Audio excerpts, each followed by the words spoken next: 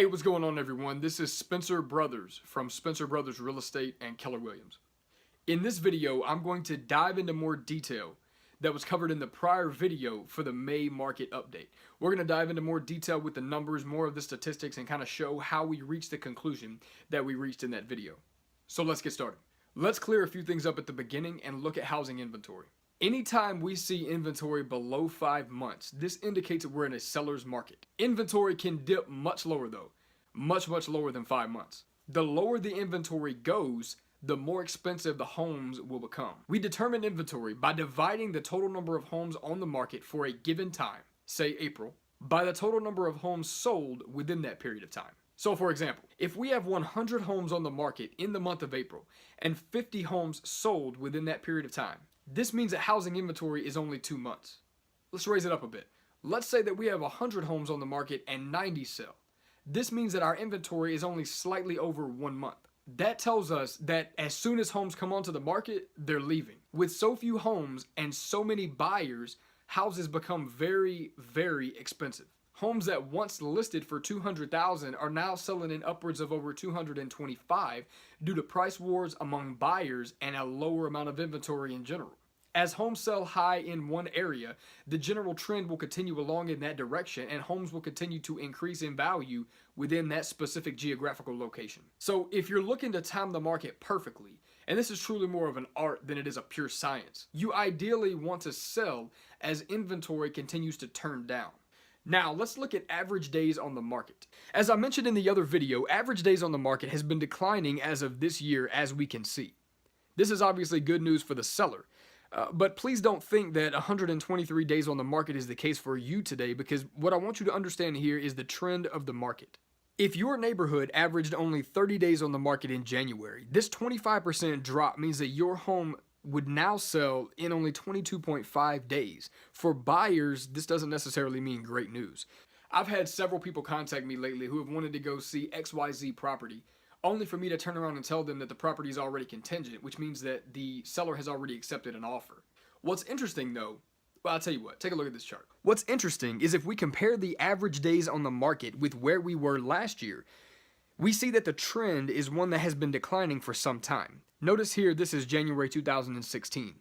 This is very good news for our real estate market. The trend should continue through summertime. However, if we see a massive influx of new listings, this number may begin to stabilize. As of today, we have 8,835 all active listings on the market. That means we have nearly 9,000 homes and condos on the market right now, either for sale or in the process of being sold. The average sales price for the entire MLS area is $263,475. Obviously, these numbers are averaged over the course of the market, so depending on where you are, it's going to be averaged for your specific area in general. We'll look more at that later.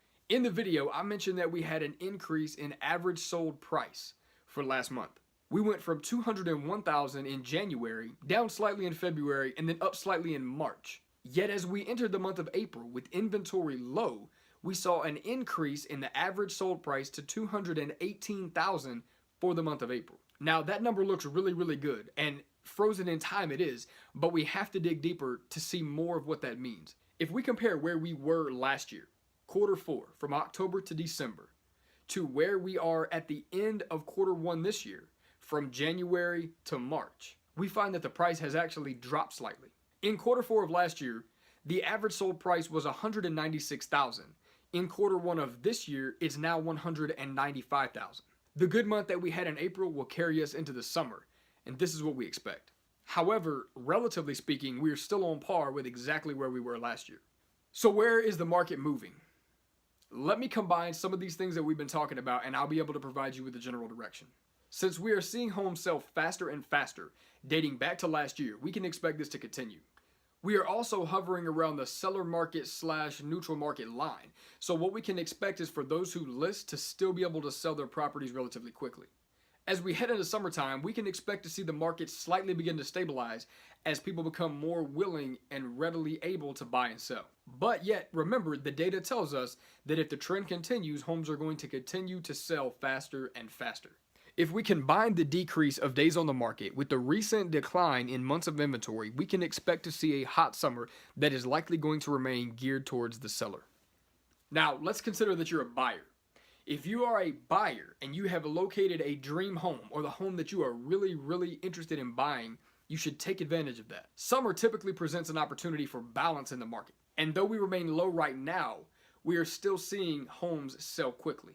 If you see it, chances are that it will not be there long. Call me today if you're serious. Lastly, let's talk about interest rates. Wells Fargo reports as of today that a 30-year fixed mortgage rate is 4.125%. On a VA 30-year fixed loan, the rate is slightly lower at 3.875%. As a dual major at the University of Alabama in finance and economics, I'm going to make a separate video that dives a little bit deeper into how these interest rates come to be, and that when the Federal Reserve raises rates, it doesn't necessarily mean that mortgage rates are going to be increased as well. We'll talk more about that later. For now, however, let's simply cover the basics. With Trump in office and the market still hot, rallying from the beginning of the year, we can expect that over the course of the long term, interest rates are not going to remain low. We can expect to see increases in the interest rate coming from the Federal Reserve. Though mortgage rates are more closely linked with the inflation rate than they are with the Federal Reserve funds rate, we can expect to see that over the course of 5 to 10 years out, the rates will not remain as low as they are. Activities such as what we have seen over the course of the past few years with rates being relatively low is bound to change, and rates will rise as the economy picks up more steam. Take advantage now before the home that you desire to move into costs twice as much with no added value simply because of a rise in interest rates. If you guys have any additional questions whatsoever pertaining to real estate in any way, please feel free to call me, text me, shoot me an email. I'd be happy to answer any questions that you have. As a student of my craft, I'm not only a licensed realtor, but I'm also a licensed home builder and a licensed home inspector. So any questions that you have pertaining to any of these, I'd be more than happy to answer. I'd be more than happy to have a conversation and be able to clear the air on any of these topics. So again, feel free to reach out to me. My cell phone number and email address are listed below. You can visit me online, spencerbrothersrealestate.com. Reach out and I'll be more than happy to get back in touch and we'll go over anything that you may have. Thank you guys for watching this second video and take care. Until next time.